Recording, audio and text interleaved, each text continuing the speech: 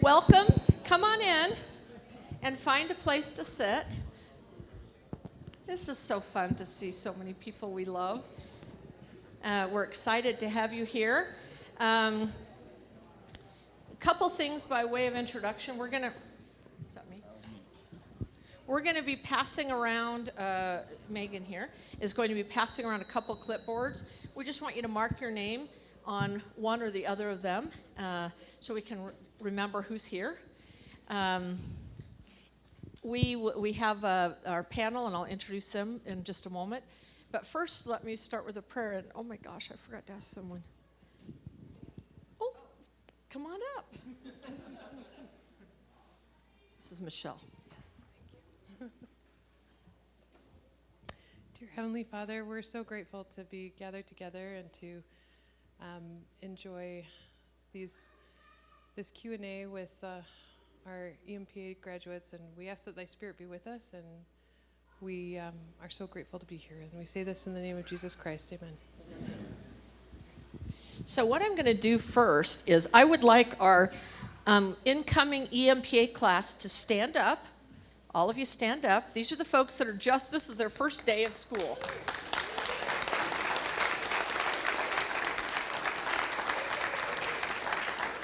Thank you. Congratulations. And then if I could have our alums stand up. Those of you that are alums of our program, thank you.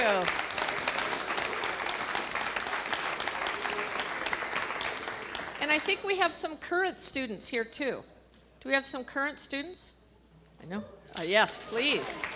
Excellent. Thank you.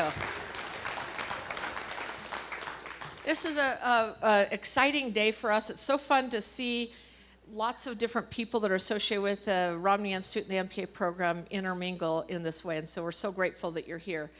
Professor Jeff Thompson, who frankly is one of all of our favorites, is going to be moderating our panel today, and so I'm going to turn the time over to him to introduce the topic and also introduce our panel, and we'll turn the time to him.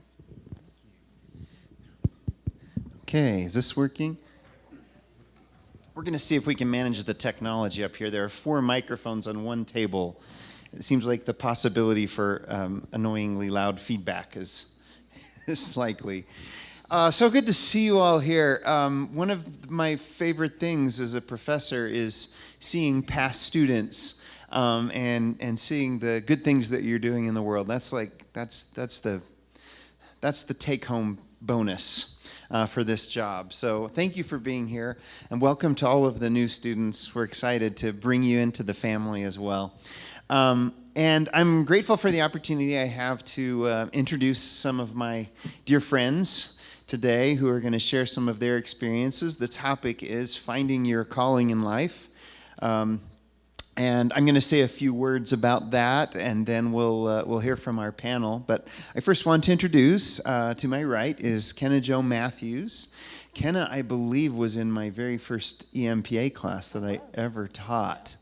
And hopefully I've learned a few things since then. But despite any deficiency in my teaching, Kenna has gone on to have a wonderful career. She works for the City of Orem as the Community Services Manager. So she'll be talking to you about the community service she organizes. She was the prior Executive Director of Habitat for Humanity here in Utah County. So we'll look forward to hearing from Kenna.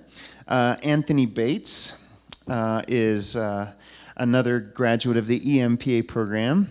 He's the Director of Student Leadership at BYU, and I don't know if he will toot his own horn or not, but watching the work he does, he is very good at identifying talent, particularly among our young international students, and helping develop them and grow them, and a lot of them he sends to us. So he's one of our very best recruiters for the program. And then to my far right here is a dear friend, Dr. Dale Hull. Dr. Hull is the founder and executive director of NeuroWorks, a clinic that specializes in treatment of spinal cord injury and other brain injury. We'll get to hear from him. He has a wonderful story, has a medical degree from the University of Utah, and worked as an OBGYN doctor for many years.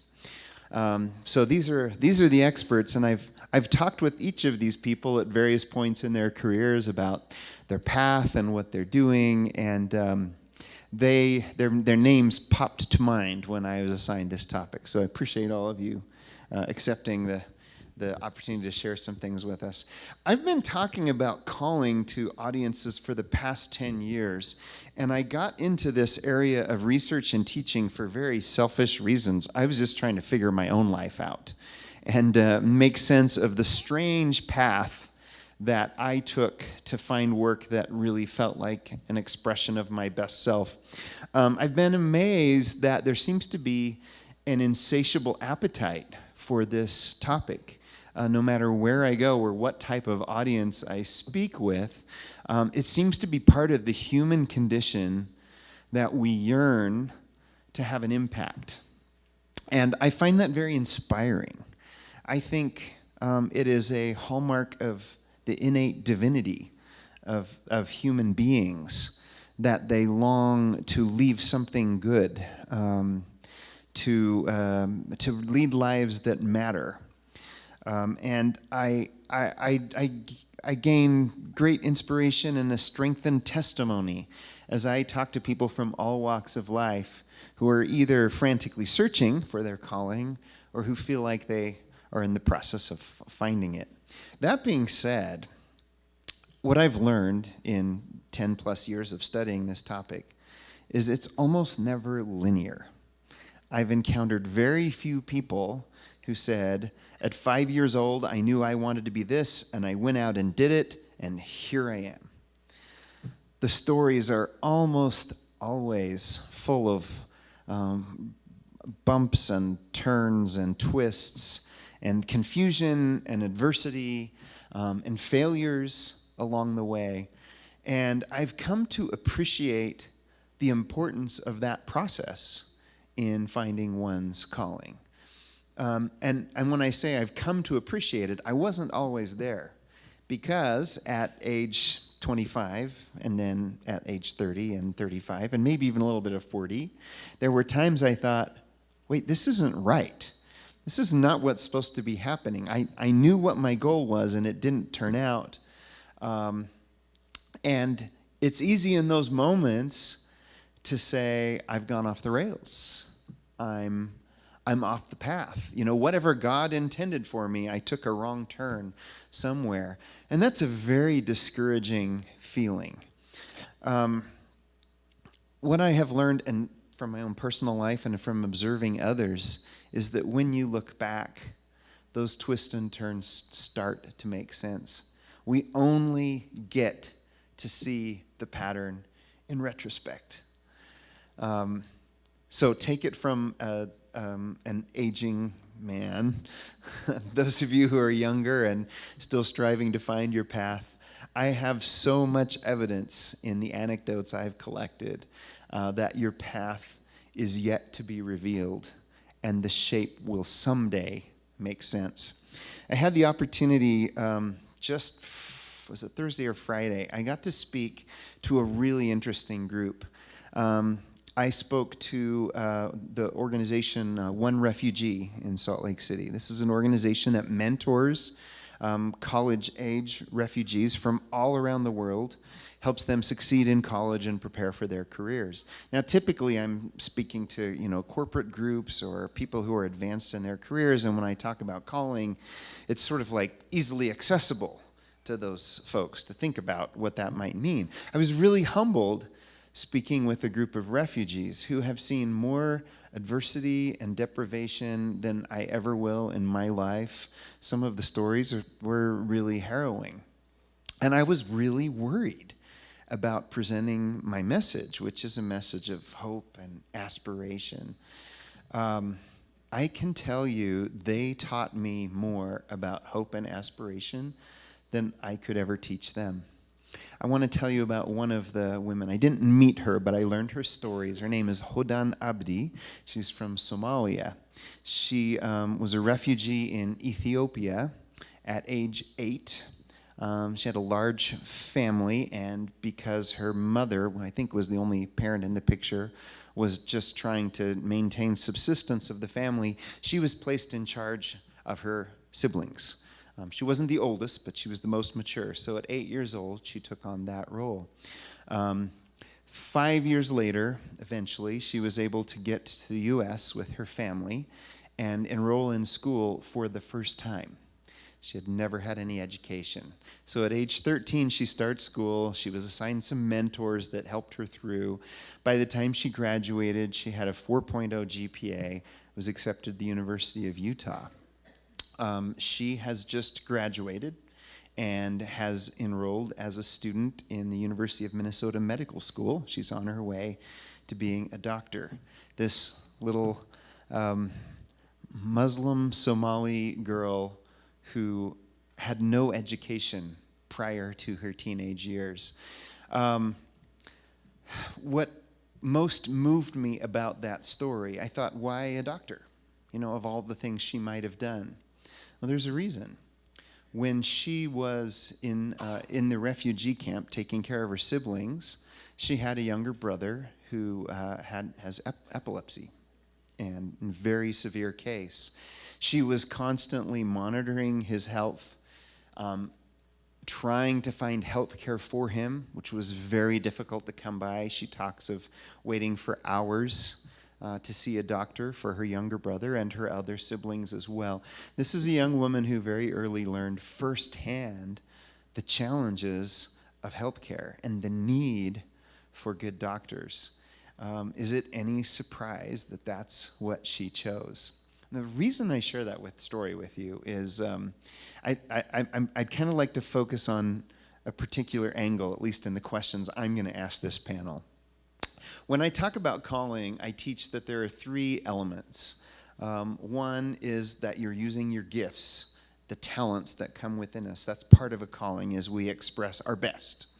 The second part is a sense of purpose. So there's a problem that we feel drawn to, a group of people we feel we need to serve.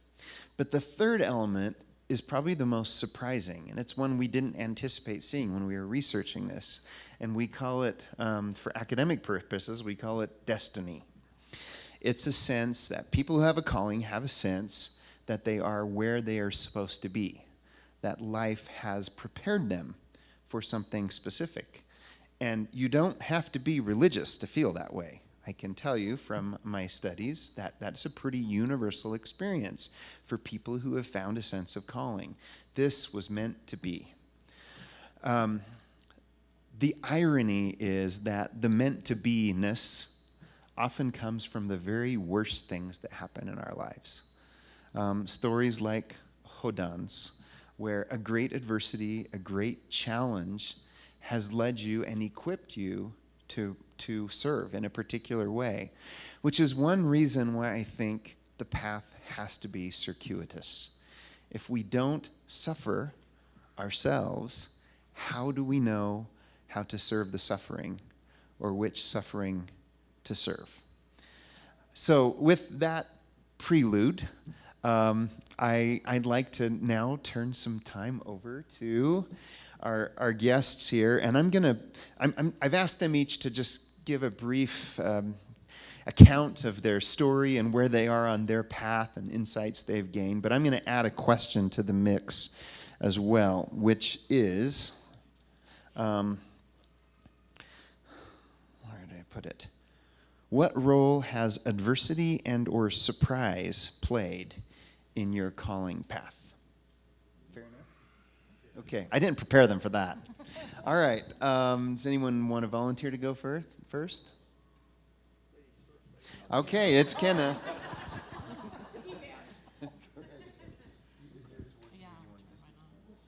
Okay. Well, thank you. It's great to be with all of you today. I loved the EMPA program. It was one of my favorite 2.5, 3 years of my life, and I still miss it. And it's been a long time ago. I won't say how long, but it's been a while. Please forgive me for using my notes. Public speaking is not my greatest strength. In fact, I got one of my worst grades in my EMPA program in Dr. Baker's oral communication class. So some of you might remember him and his class. So when I was asked to participate in this Alumni Fireside, my first reaction was, why me? Seriously, I was going to say no. I have attended these Fireside in the past, and I was concerned that my life experience would not be of value to my fellow MPA graduates. I spoke with my manager, who happened to pick Leanne Rhymes over us tonight, and others in my office about my concerns. They all suggested that my experience would be a good fit for this Fireside, so I decided to say yes, and so here we are.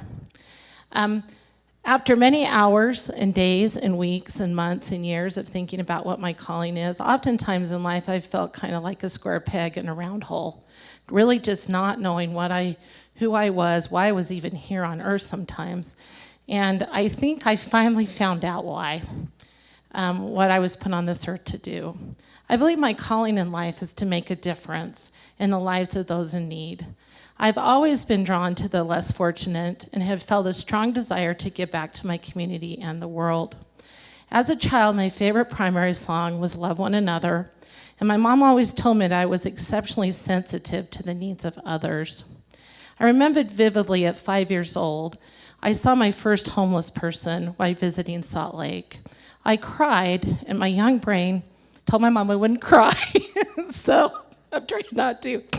I cried, and my young brain and heart had a hard time grasping the idea that that person had no place to call home. My old brain and heart still wonders that to this day.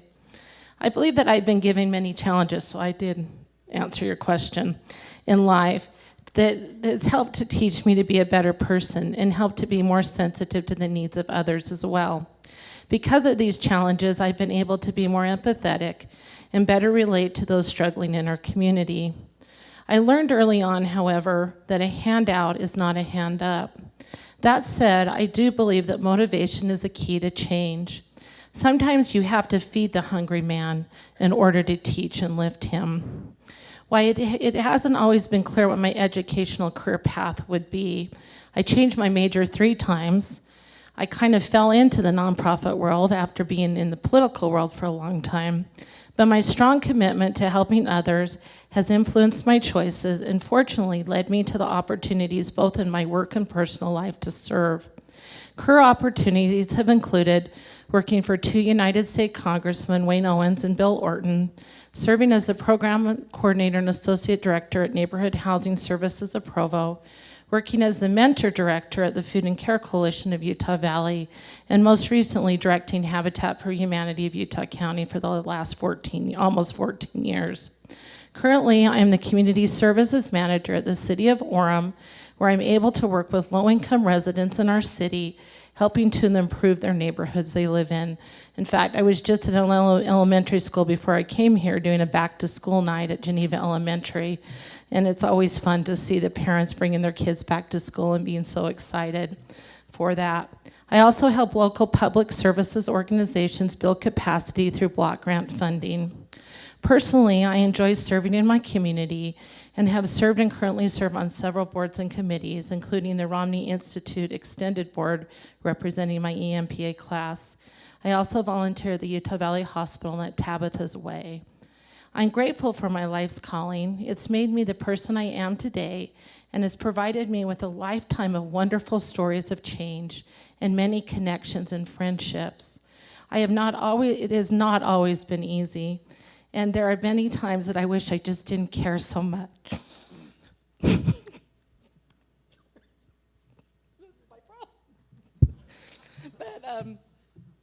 But I truly hope someday that my headstone would read, "She made a difference." I do need to clear something up really quick. Stephen Jones, can you stand up real quick? We are not the same person. He got the looks, I got the height. I was just in a ward last month, and someone asked me, "Are you Stephen Jones?" If I had a buck for every time I've been asked that on this campus. Anyway, I'm not you. But you can use whatever street cred you can get from me. So my name's Anthony Bates. The prompt is great because it's a lot of things that I maybe didn't think about or put in context, and I think it's perfect. Maybe I'll start from where I'm at now and retrace a couple of things back. I think when I talk about my calling in life, I think first and foremost, I'm a father. And that, the culmination of everything that I do and everything I strive to be is for their benefit. My wife, Amy, and I, we have 7 kids. We have 3 boys and 4 girls. My oldest just got accepted to BYU last Friday, so he'll start in January. And my youngest is 18 months old, and he's in diapers. So sending a kid to college and having a child in diapers is quite an interesting situation.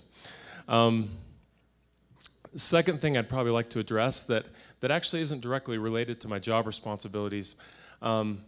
By chance, I fell into an opportunity to work with a program here on campus, and it's a civil rights seminar.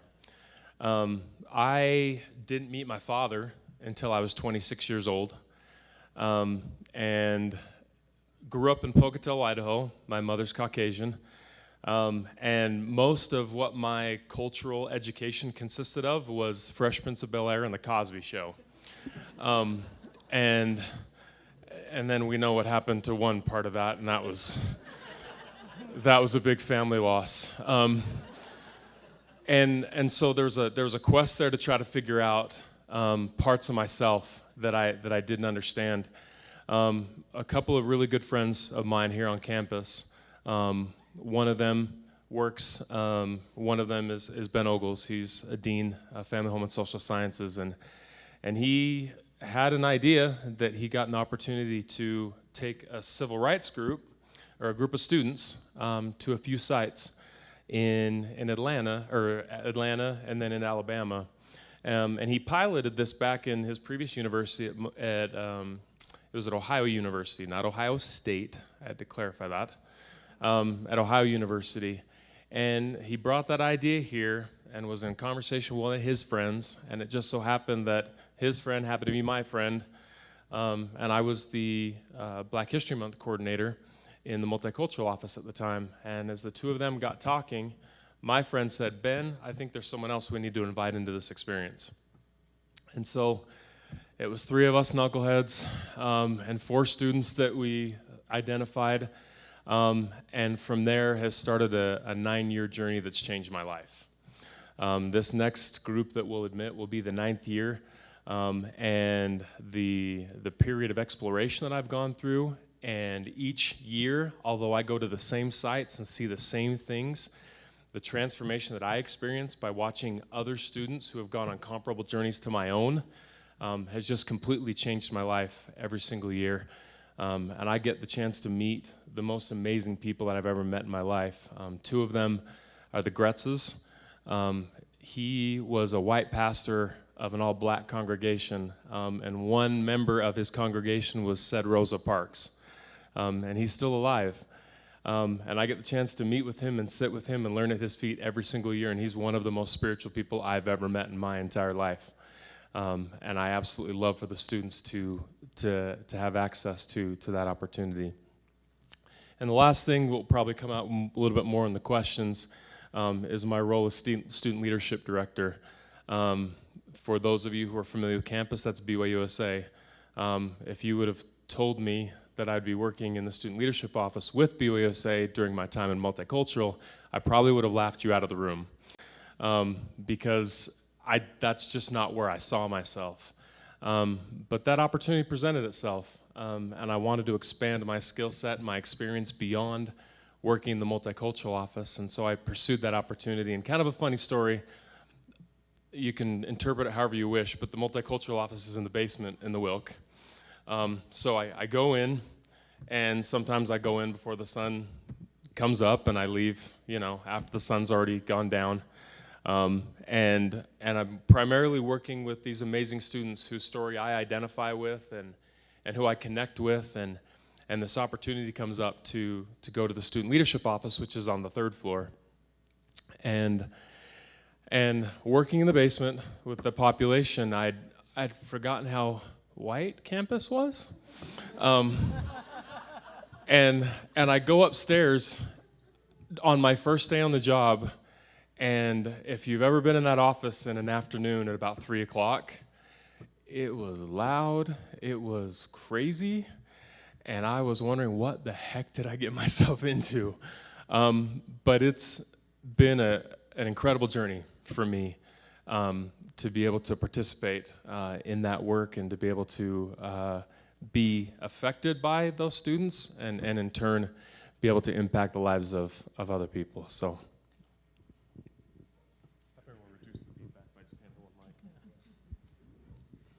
Well, first of all, I would like to thank Dr. Thompson for this opportunity to be here. And I'm humbled to be a panelist with these two, obviously very accomplished individuals. And you left out, Jeff, that I am an EMPA graduate. So I'm sorry, that's right. Right. All three of these are EMPA. Right. Oh, yeah.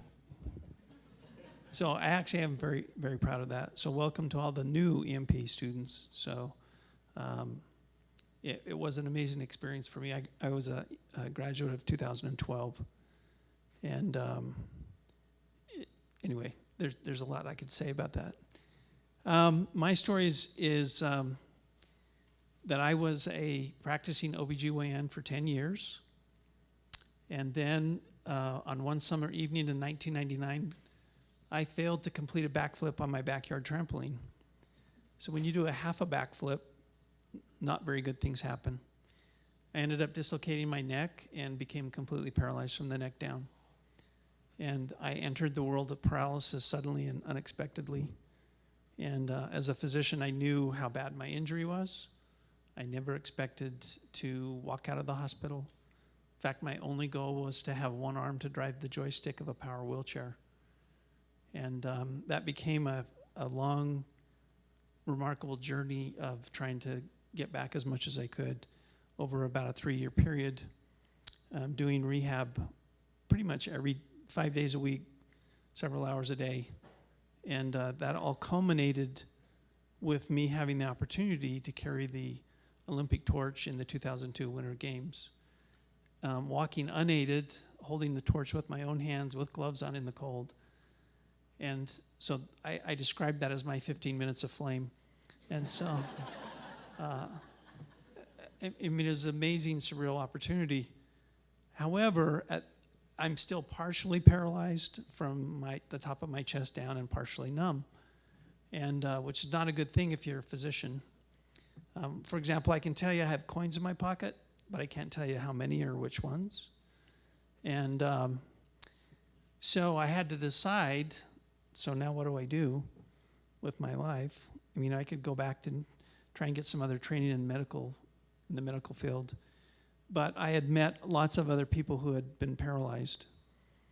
And they wanted more therapy. They deserved more therapy. And essentially, they wanted what I had gotten. Because I had met an amazing physical therapist who had led me through that 3-year journey. And so we kind of looked at each other and said, is there anything we can do for these people? And eventually our thoughts were put to paper and we created a nonprofit. And we always tease that a partially paralyzed gynecologist and a physical therapist are running a nonprofit organization. So that in itself is kind of scary. We created the nonprofit, and then in June of 2004, we opened a clinic in Salt Lake dedicated to provide specialized aggressive therapy for individuals with paralysis. Initially, that started out as individuals with spinal cord injury. And over the 15 years, it's now morphed into we started in an empty 1,000 square foot room, I will tell you. This room was about probably close to 3,500. So we were in 1,000 square feet. So it's now morphed into a 2-level, 24,500 square foot facility with a staff of 18, providing PT, OT, and speech therapy to adults and children with spinal cord injuries, brain injuries, stroke, cerebral palsy, spina bifida, and other similar conditions.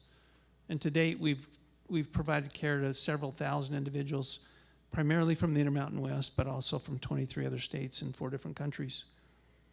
So it's been an amazing ride for me. I don't practice medicine. I just try and pay the bills to make the whole nonprofit thing work, because we try and give away as much care as we can, and we've never turned anybody away throughout our years.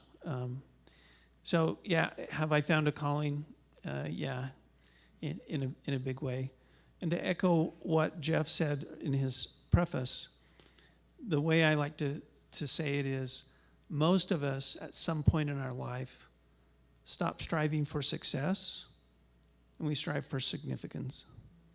And I really very much appreciate the opportunity I have to do some significant work. And the people that we meet are just incredible people that are the most grateful, driven, and resourceful people that you ever want to meet.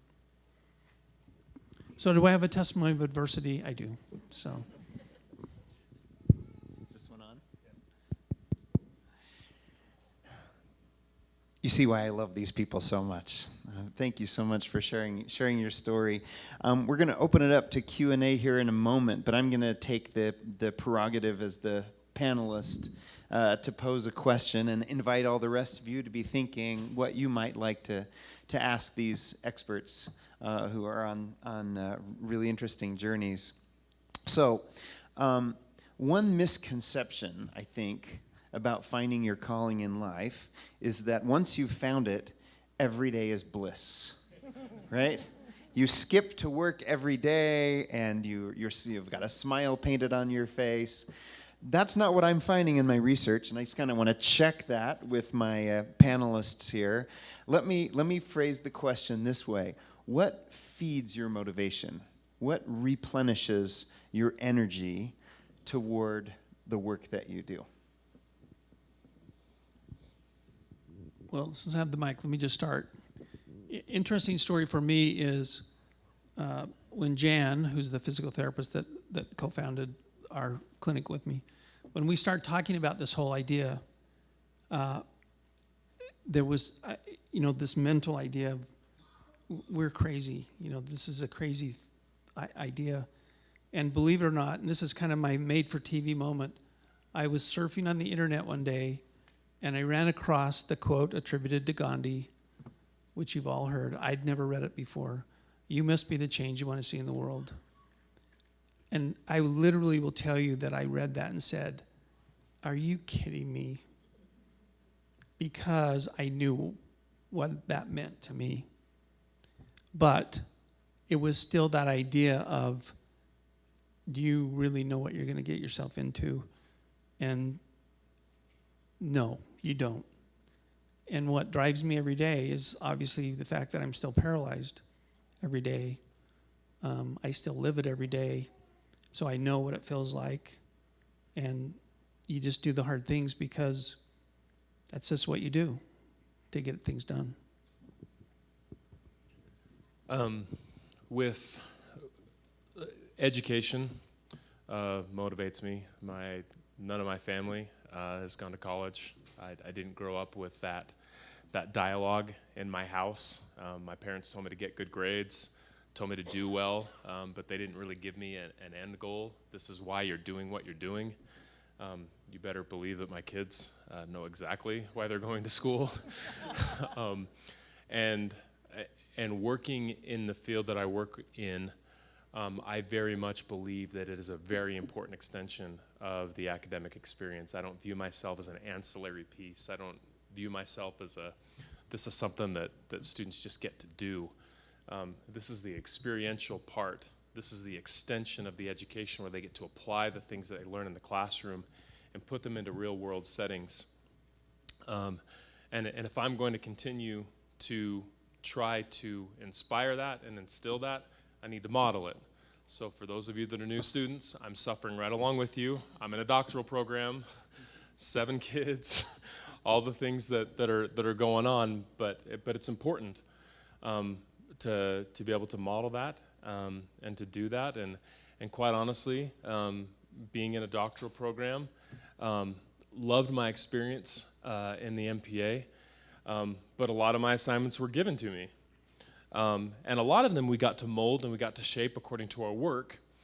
But in a doctoral program, I am choosing what I'm going to pursue. I'm choosing where I want to invest all of my time, effort, and energy. I'm creating my own assignments And that has been a huge motivating factor for me because I'm really passionate about what it is that I'm looking into and I'm researching. So education just continues to motivate me. I think my biggest motivation is children. When I worked at Habitat, that was the most incredible experience. My heavens, I'm so emotional. My mom told me not to be, so I'm trying not to be. But to watch a child have a place to lay their head for the first time ever, to have a child be able to have a sleepover because the house was finally adequate enough to have a sleepover. I mean, the little things in life that we take for granted, these children never had. And that is what motivates me, to watch children get excited because we've renovated a park, because now they have a playground, or to have a futsal court for the first time. It's amazing to watch children and how excited they get. And to watch children change, because adults are hard to change, but children aren't. And if you give children stability and you give them something to look forward to, hope, they'll change and they make their lives better. Maybe the parents' lives aren't better, but those children's lives will be better. I think the other thing is working with groups of people that really care. You know, going to the city every day. The city of Orem is an amazing place to work. People really care there. They really care about our city. They really care about what goes on there. And they're happy and they want to be there and they want to be serving. You know, from our firefighters to our librarians to our sewer guys, they're there to help the city. And that really motivates me every day to have that. People like me around me. That helps motivate me. Thank you all so much. I'll open it to the floor now. If you have some questions, feel free to ask a general question and we'll just let whoever wants to respond. Or if you have a targeted question for one of the panelists, please just let us know. I don't think we have roving mics in the audience, so. Oh, okay. I can be a rover. Thank you. Lori's going to rove for us. So, just Except I'm in put the your wrong hand up spot. if you have a question you'd like to pose to the panel. I thought someone, yeah, see, this is what I knew was going to happen. The person at the very furthest. Sorry.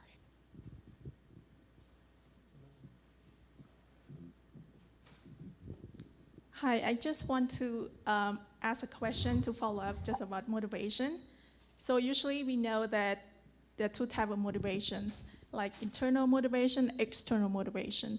And we know that internal motivation is something really important, but I'm just wondering if like there's one point in your life or like one day you just wake up and then you just lose all the motivation inside of you.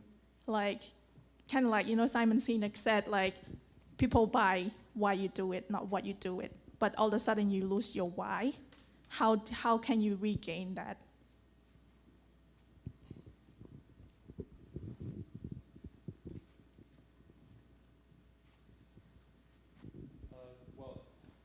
it on? No. Okay. It was telling me it was on. I think just like Jeff said, I don't think it's.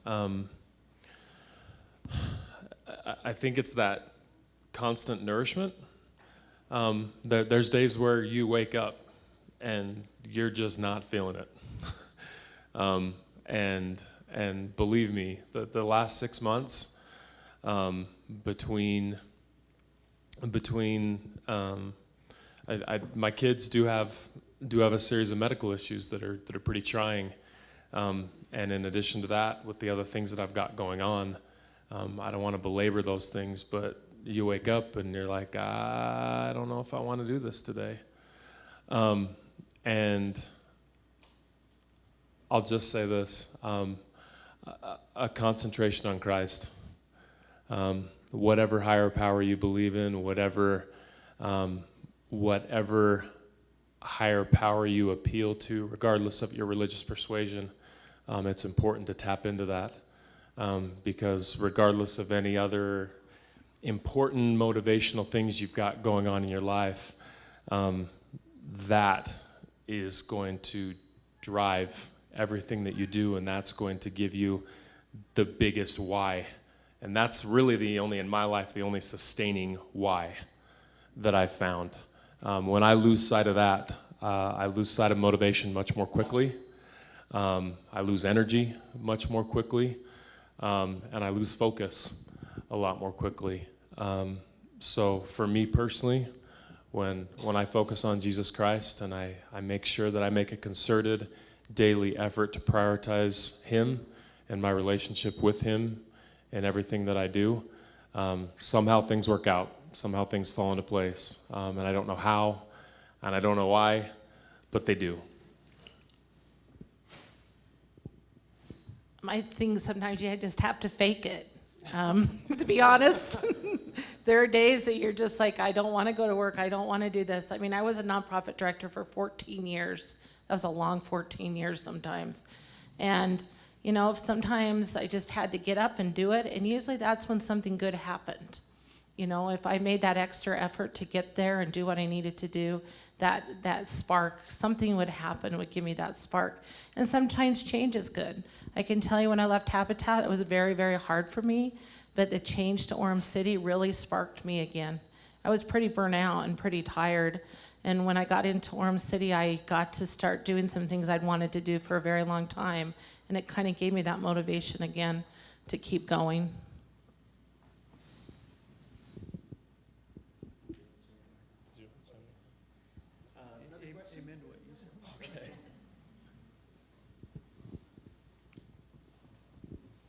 Mine's kind of similar. Obviously, as Dr. Thompson pointed out, a lot of us come into public administration because we have a desire to make an impact, to help, to fill a need.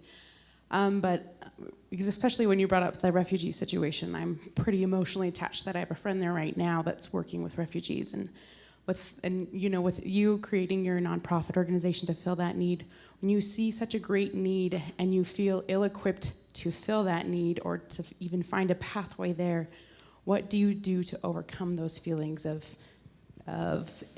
inadequacy and an inability to fill that need?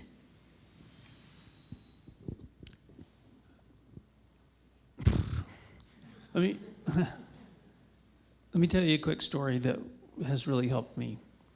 There's a nonprofit in Salt Lake that's probably one of the biggest nonprofits you've never heard of. It's called Globus Relief. Globus Relief, humanitarian aids all over the world. They partner with the LDS Church, the Church of Jesus Christ of Latter-day Saints, and the Islamic Relief Fund all over, okay? It was started by a gentleman named Kelly Farmer Sr. And it's an interesting story how he started it, but he did it a long time ago because he had some wheat and he decided to send it to Mexico to help the people down there. And it's grown into this huge organization. So at one point, Kelly came to visit our nonprofit. So I gave him a tour and we're sitting down with Kelly and I said, Kelly, you've been doing this a lot longer than I have. Give me your advice. Tell me what I should do. And he looked at me and he said, you just need to know you're not in charge. And I'm like, no, I'm the executive director.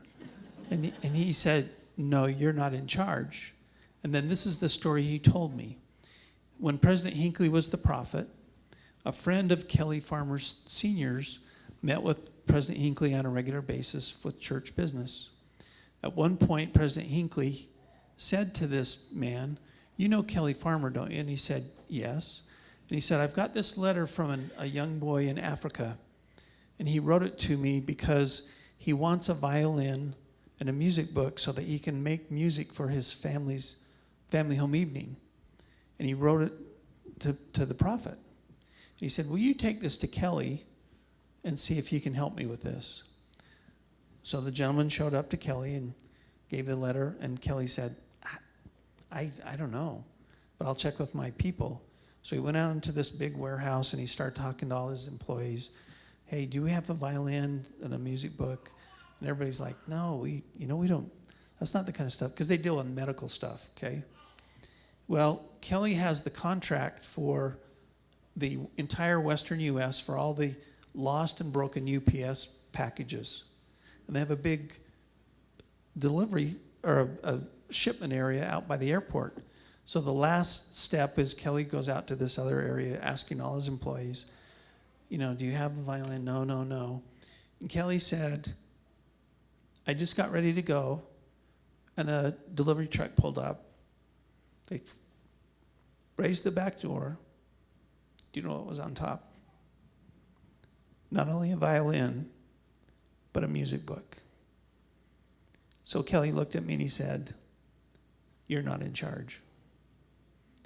So what he said, if you don't believe in a higher power, when it gets really hard, when the hard things come, you're not going to make it.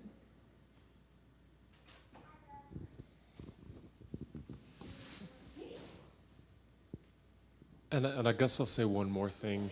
I think in the world that we live in, it feels like we're always swinging for the fences. We want to make a big global impact. I don't think we necessarily want to see it splashed all over social media, and we don't want to see that for the sake of seeing that, but that's our evidence of having made the difference. But I've found, Christ's big social media moment didn't come until the Bible was produced. But until that time, the only people that knew about him were all of the individual connections that he was making and the individual differences he was making in people's lives, and the miracles that he was creating. And I have found when I'm looking beyond the mark and when I'm looking beyond the person right in front of me, when we focus on that individual, then the good that we can do has an exponential impact. And we were never intended to see the ripple effect of the good that we're supposed to do.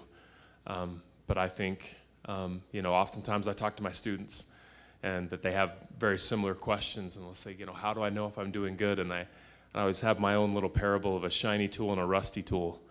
And if we're keeping ourselves polished and we're keeping ourselves ready to go and we're well-oiled, God can't help but use you.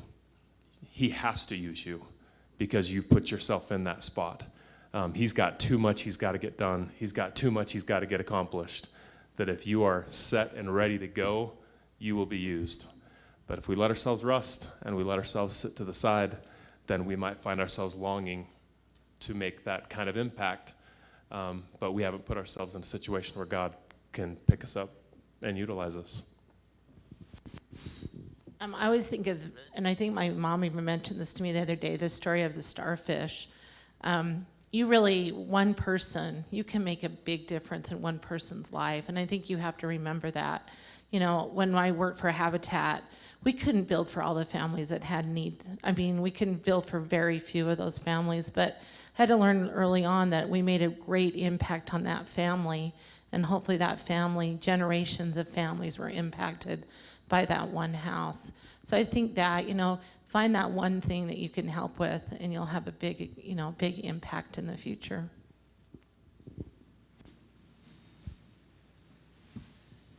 Another question?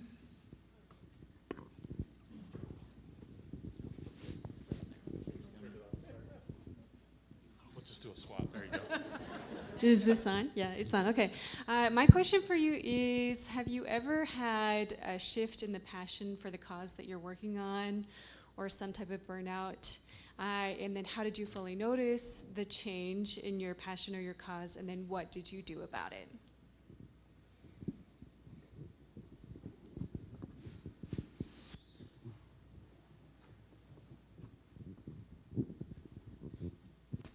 Well, I kind of had that in the last year and a half of my life. And I'd been at Habitat for 14 years, been involved with Habitat for 20 years, and I realized when it was time. I was very, very tired and burnout. I'm totally burnout. Sometimes I'd hear the word Habitat and I would just cringe, to be honest. And I had to keep going there every day, and I had to keep myself motivated and all of that. But I think a change is always good at that point. You have to look for that change. And do I do everything I did at Habitat? No, at Orem City. But I actually do a lot of things that I've done in my past in Orem City, including housing. And so my passion is still there, but maybe in a little bit different way.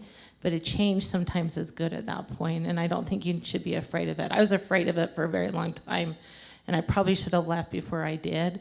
But having this change and seeing the difference it has made in my own life and other people's life has been really great for me. In the brief hour that I've known Dale,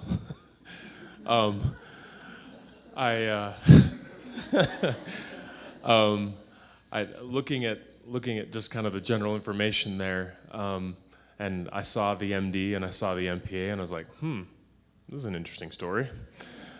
And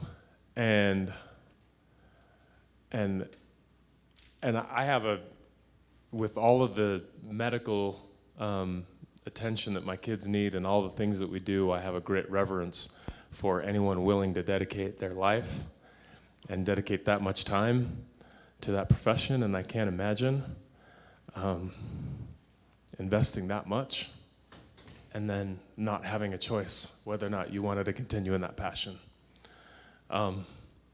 So I'm grateful for those times where I get to experience burnout, because I get to choose. And there's so many times where I go down to Alabama and I go down to neighborhoods down there where it's subsistence living and people don't get to choose. And I'm just grateful that I get to choose every day. And I'm grateful that of the range of people that have lived on this earth, I get the privilege of being really sick of doing a paper that's due tonight at 11:59. Because there's so many people that don't get that opportunity. So for me, perspective is huge. Context is huge. And I've found, just like Jeff said, that context is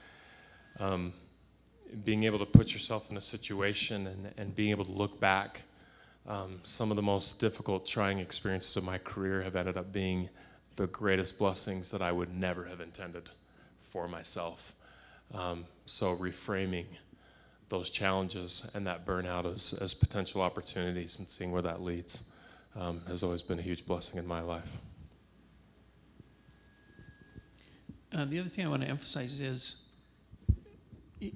if it doesn't feel right, don't do it. I mean, I think trust yourself and trust the Spirit. You know, I think that's important. And here's why: is because sometimes I think we focus that we've made it. I mean, we've arrived at our destination, and it's not. It's the journey, and you don't know if what you're doing right now is preparing you for the next stage. And just like you heard, you know, when it's time to move on, it's time to move on. I can look back now and say my medical training really was a preface for what I'm doing now. And yes, I had to give up a part of it, but it's interesting how those two little letters behind my name opened doors for us that wouldn't otherwise happen. And so I just think you have to trust that there's a bigger plan, there's a bigger player, and if it's time to move on, you move on. And sometimes you do it with regret, but you just don't know where you're supposed to go, and you've got to learn what you learned from that particular episode so that the next level that you're that much better.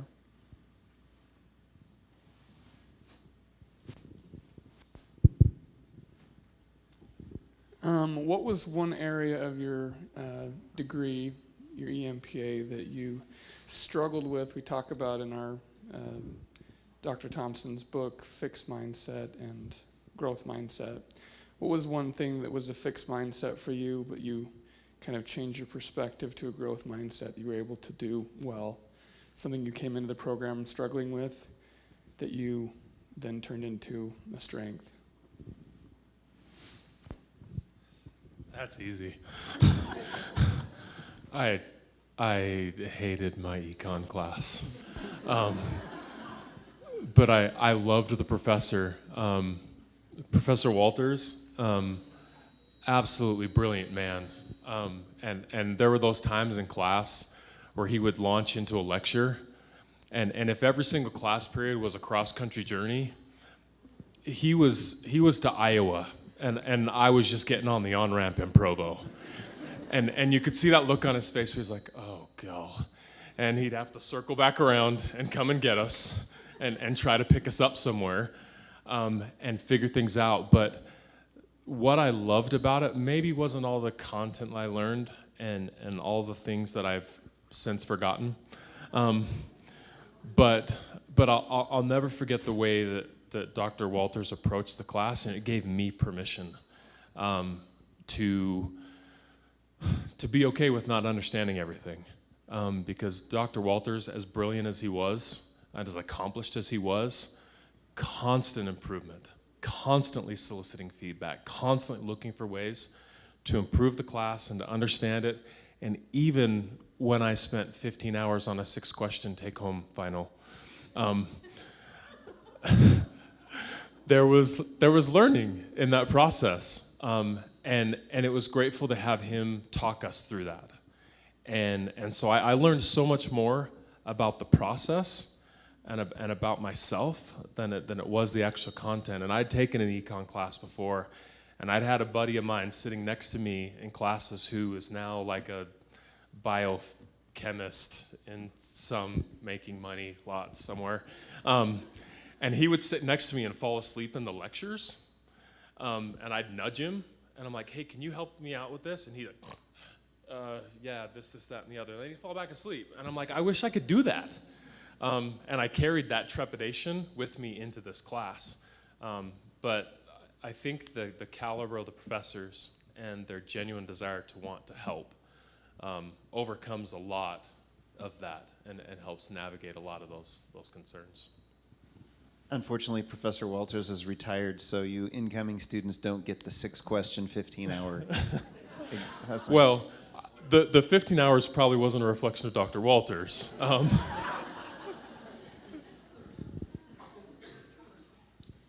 think one of the greatest things that I learned was perspective and learning that other people have opinions and it's okay and why they have those opinions.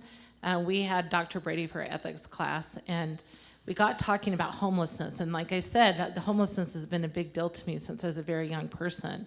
And one of the guys in our class was just really anti-homeless, and it's all the homeless's own fault and all this stuff. And I was just getting more and more frustrated. And Dr. Brady knew that I kind of had those philosophies and how I felt. And it got to a point I was really frustrated with this person in our class. And come to find out, him and I actually talked it out a little bit, found out he'd been homeless as a child, and that he had to pick himself up by the bootstraps, and he had to do those things. And so he had a very different perspective than me, who had been working with homeless people, because he had been homeless, and because he was able to pull himself up, he felt other people had to pull themselves up. And I'll always remember that, because it made me realize that there are reasons for people's opinions. Sometimes I don't agree with them. A lot of times I don't agree with them.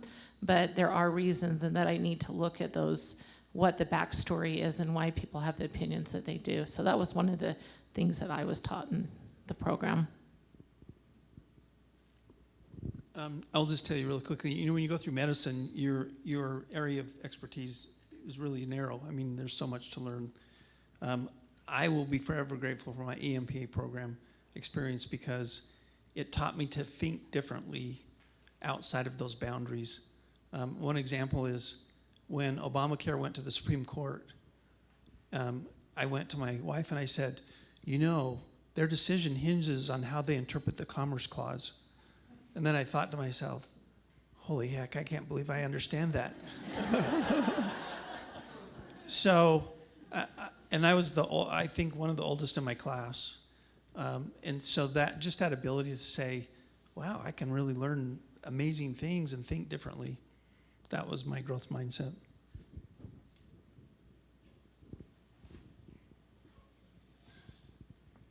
Thank you. Thank you for being here and sharing your experience and your journeys. My question for you is, as life gets busy, you mentioned you have 7 children, and each of you have a busy life. What do you do? What are some practices that have helped you to open yourself up for inspiration? How do you find that balance? Are there certain books that have inspired you, certain people? It sounds like you've got a lot of people that it seems to feed upon itself, that you come across people and then that opens up another opportunity to another. But what have you done on a daily basis to keep your balance and keep yourself open to inspiration that Heavenly Father would have you to have? What's working for you?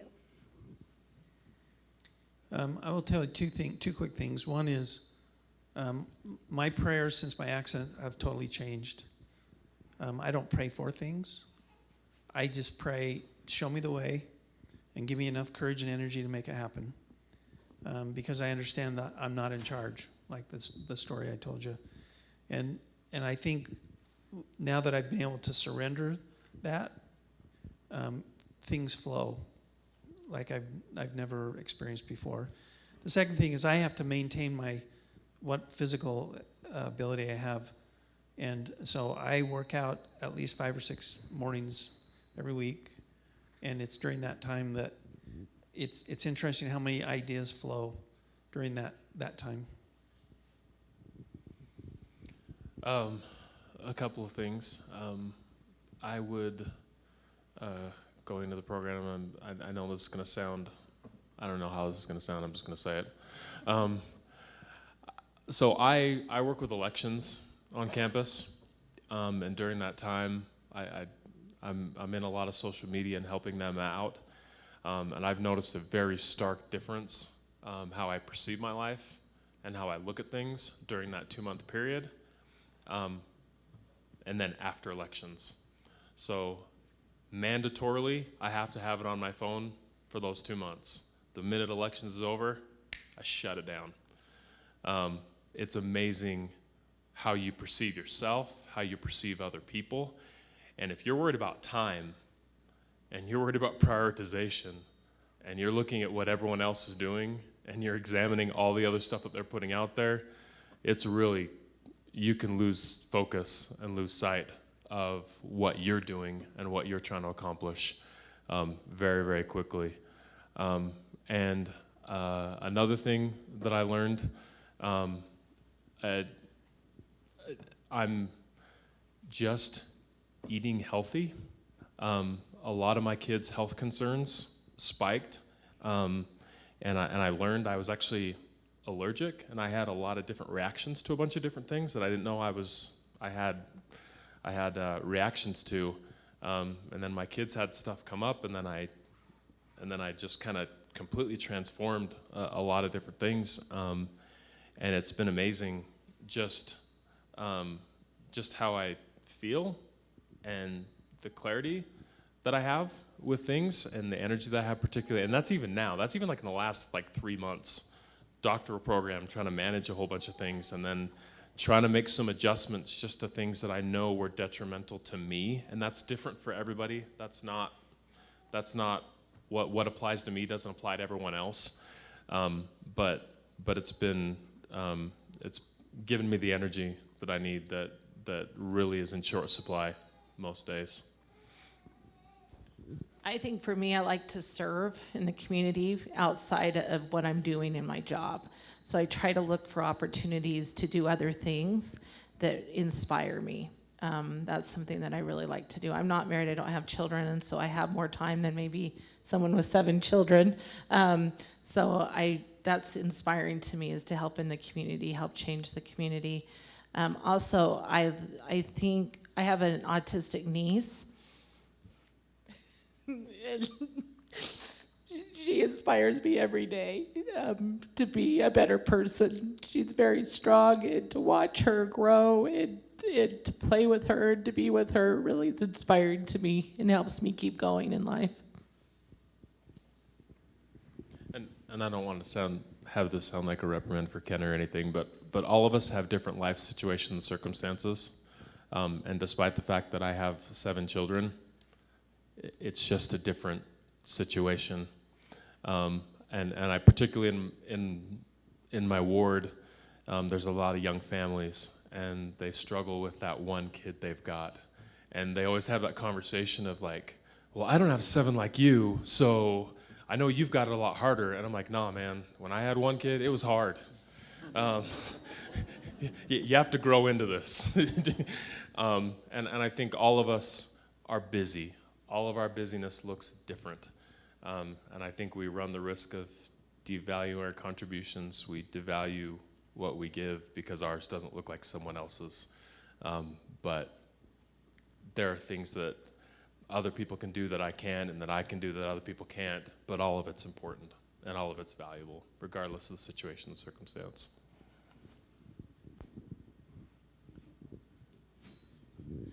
Dr. Thompson talked about at the beginning how finding your calling can really be a twisting journey. I would love to hear more about something that you maybe saw as a failure along your journey to your current calling, and how it has become an integral part of how you think about and work at your calling every day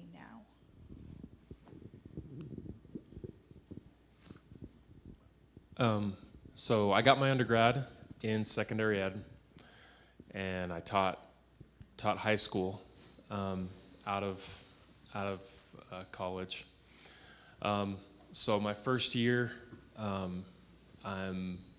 first 6 months, I'm in the classroom, I'm coaching basketball. Don't ask me my record. My Little League soccer record's better than my basketball record.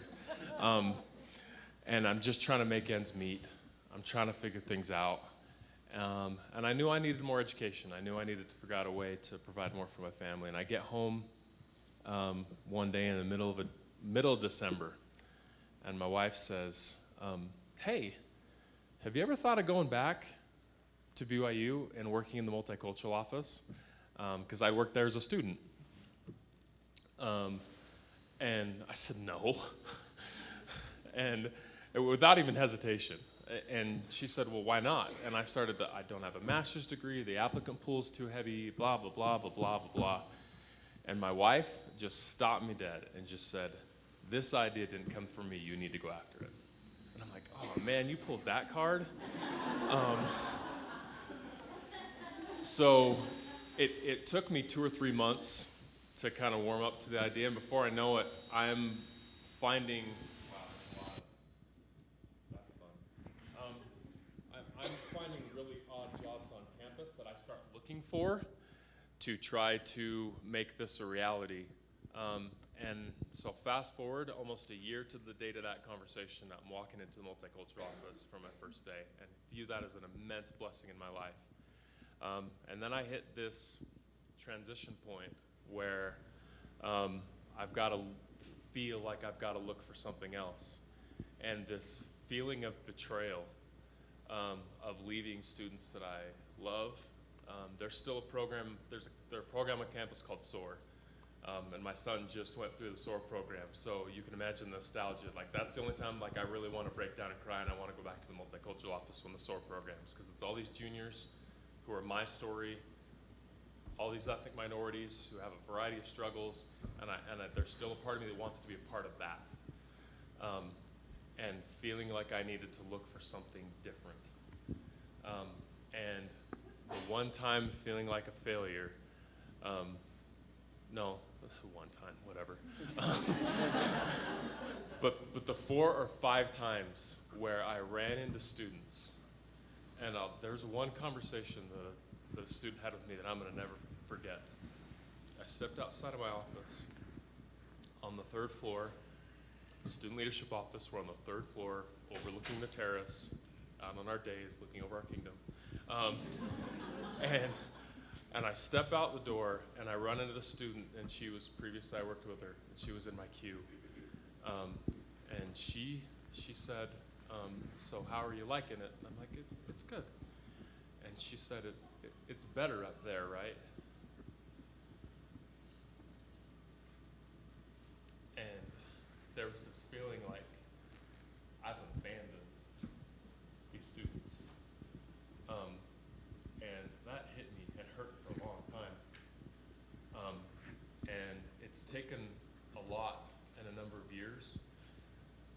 realize the Lord's hand in that decision and in that situation, because I've now created a link for students who I feel may have not otherwise had a link to the student leadership office. And I've had discussions with students that I know wouldn't have had a perspective and an understanding had I not had the opportunity to be in there and have that discussion with them. So what initially felt like a failure, quite honestly, has transformed into a certain calling that I've had. Not that I'm just a value add because I'm an ethnic minority in the student leadership office. That's not what it's about. It's about my life situation and circumstance coming in direct contact with their life situation and circumstance, and us learning from each other. And then when they know me and they see me and they understand me, they look at other people differently. And they give them an opportunity to present themselves as who they are for individuals, as opposed to this is the stereotype or this is the typecast, like this is who the person is, this is what they do. It's no, that's an individual. And I want to know their story just as much as I know Anthony's story, just as much as I know the next person's story.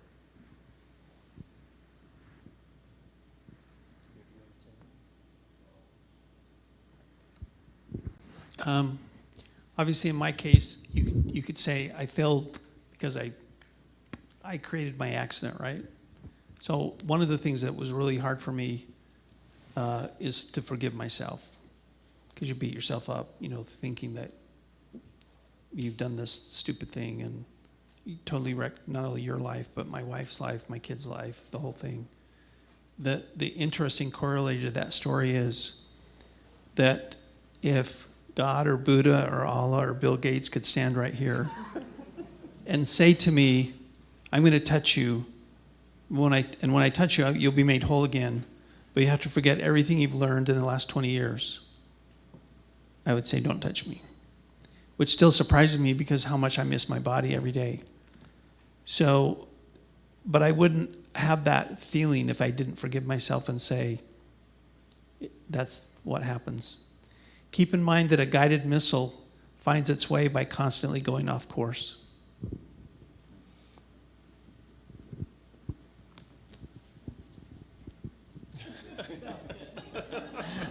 That's really good. Well, it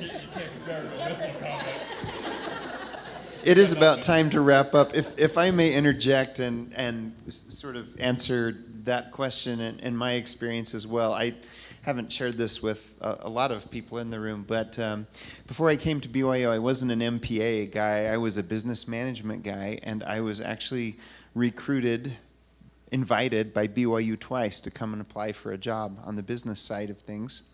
And both times I was rejected, and it wasn't just a rejection. I learned that I was kind of a political football in a power struggle, and my name was had for ill in this building among people that I wanted to impress and feel respected by.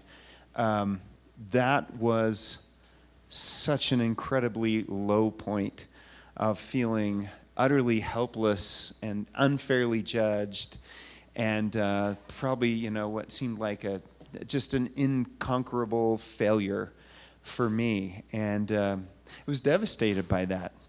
It was the next year that I got a call from this MPA sort of program thingy that I didn't really know about. And I found my home.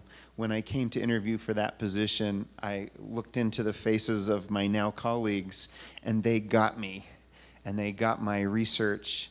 And I can't imagine any other pathway that gets me to this program than facing really painful rejection for the way that I thought I wanted to go. So I have gratitude now, but myself back then was pretty sad and felt like a big failure.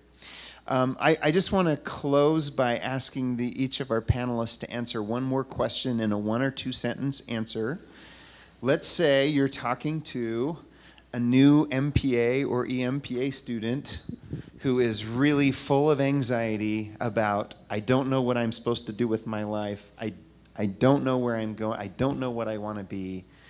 What advice do you have for them in a little snippet? 2 Timothy 1, 7 through 8. For God hath not given the spirit of fear, but of power and of love and of a sound mind. That's been the motto for my life ever since my mission. And so I can focus in on when I'm feeling less than who God wants me to be, then something's amiss. But when I feel energized, when I feel that power, then that's what I follow. Even if I have no idea where that's taking me, even if I have no idea where that's going, that's what I focus in, and that's what I follow. I would say it's okay to feel that way. You don't feel like a failure that you feel that way. You're all important. You all have something to give to this world. And remember that. And it's okay. I am probably one of the least confident people you'll ever meet, even though a lot of people don't know that. And I just keep doing it. And I did it, surprisingly. Now it's been 15, 16, 17 years later. But it's okay to feel that way, because that's in that feeling and being that humble is when you find your calling and you find out who you are, and that you are God's children, and that you can make a difference in this world, and it's okay.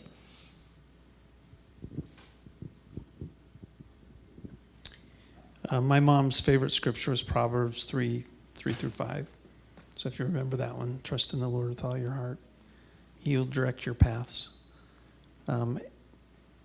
Sometimes anxiety messes up your creativity too. So take a deep breath, trust in God, it'll happen. Thank you all. I feel awash in wisdom here. We've heard some really wonderful things, and I'm really appreciative to Kenna and Anthony and Dale for sharing their time with us. I think they deserve a big hand.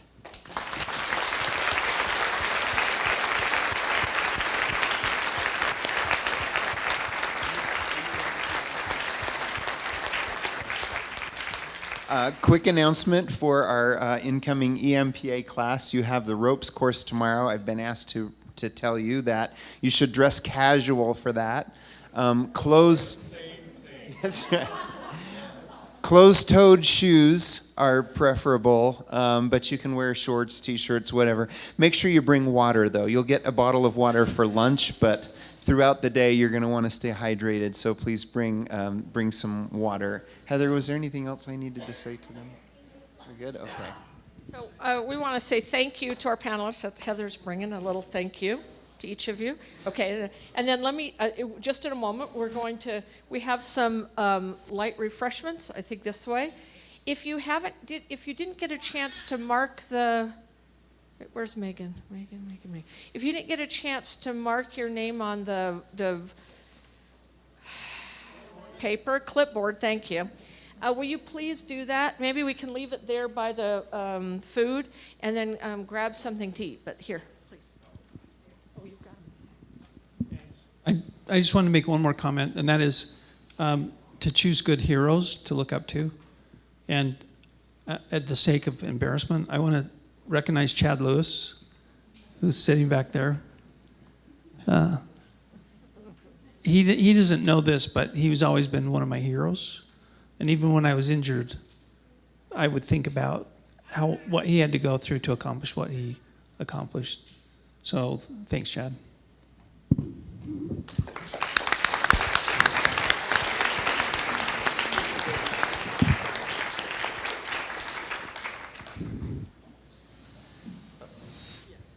We should have a closing prayer.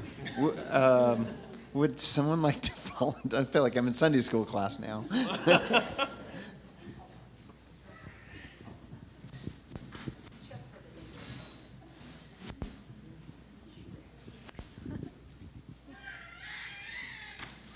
Dear Heavenly Father, we thank Thee ever so much for this opportunity which we have had to be able to come together as various EMPA, MPA programs, to be able to look to those who have gone the path before us and have found their way. And we thank Thee that we we were able to come tonight with questions in our own hearts and that we were able to find answers here. We ask that you please watch after and over those who are entering the EMPA program, and that they will realize what a blessing and a great opportunity this is for them to be able to go out and to be able to bless the lives of those around them. We ask you to please help each and every one of us here tonight to be able to find our purpose or to feel re-energized in our purpose. And we say these things in the name of Jesus Christ. Amen.